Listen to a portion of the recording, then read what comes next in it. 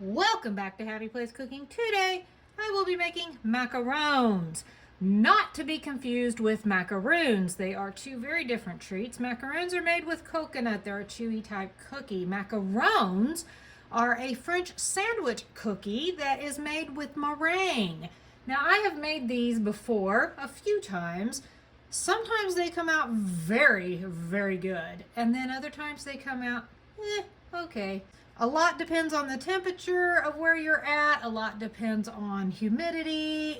There's so many different things that can easily mess up a macaron. Today I will be making a different flavor. I love making different flavors of macarons. And today I am going to be doing a pumpkin pie macaron. Got my 2 cups of powdered sugar in my sifter. I'm just gonna go ahead and sift that. I'm going to go ahead and add my 1 cup of almond flour and sift that with the powdered sugar.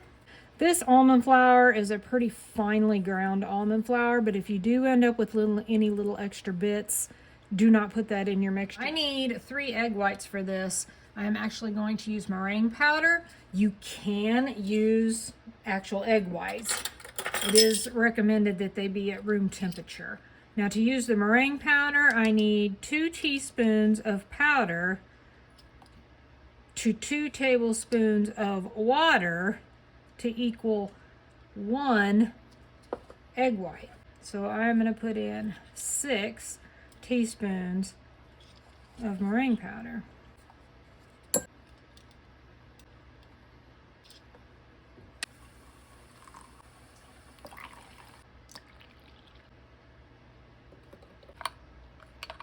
Now I'm going to pour this in my bowl. 1/4 teaspoon of cream of tartar, just a pinch of salt.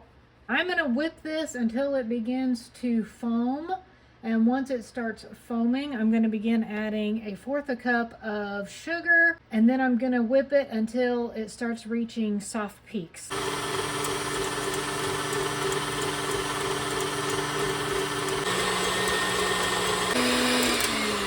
Got some pretty good soft peaks.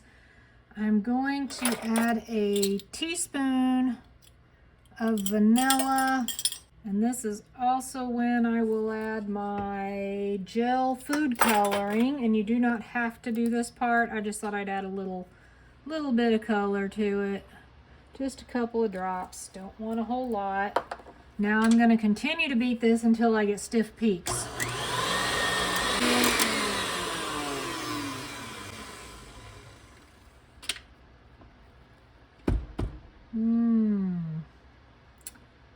Let's just double check this here. Oh yeah, that's good. When you can do that and it don't just drip right off, that's where you need to be. Now I do want to add just a little bit of cinnamon, and I'm going to just put that into my dry mixture. I'm just going to sprinkle some in. I don't want to overpower with the cinnamon. And now what I am going to do is fold my dry mixture into my meringue. This needs to be done in a gentle manner, and I always do about 1/3 to 1/4 of my dry at a time, trying not to deflate our eggs too much.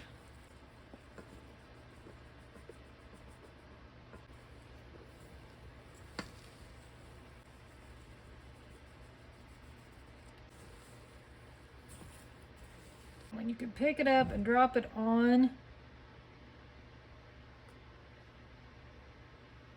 and it takes at least 10 seconds for it to actually become one with the batter, then you know you've got it mixed in pretty good. Now I've got to get some of my mixture into my piping bag.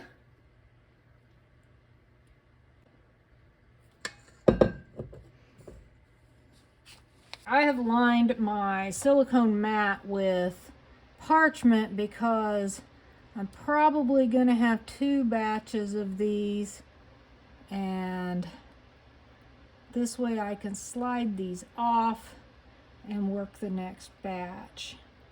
I am using the inner circle,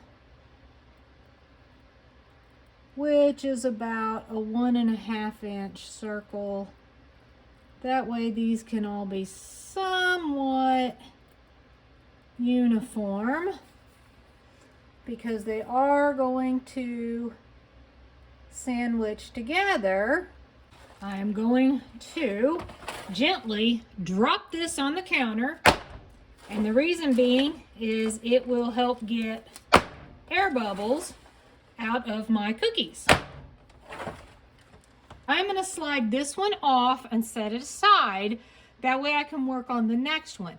These need to set for probably at least 30 minutes, maybe a little longer. That again will depend on your temperature, your humidity, etc. But this needs to form kind of a tacky surface on top. Once that's done, then I'll be able to put them in the oven. While I am doing all this, I am going to go ahead and preheat my oven to 275. These have been setting for, well, right at 30 minutes. And just touch the top, you can tell, see they're not, my fingerprint's not sticking. Nothing's coming off on my finger. They're nice and tacky. So they should be ready to bake. I've got my oven preheated. These are gonna go in the oven for about 15 minutes. While my macarons are cooking, I am going to mix up the filling for this. And this I am kind of doing just off the top of my head. And I'm gonna start by creaming this cream cheese a little bit, because it's just, I mean, it's a block, so, you know, I kind of need it creamed up a little bit. I'm gonna add 1/2 cup of powdered sugar. I'm gonna dump in some pumpkin pie spice, probably about 1/4 teaspoon or so. Hopefully this isn't going to be too runny. If it's too runny, it's not going to work very well. So I have this pumpkin here, pumpkin puree, and it is not a full can. It's about 3/4 of a can, and I'm going to use about half of that, I think.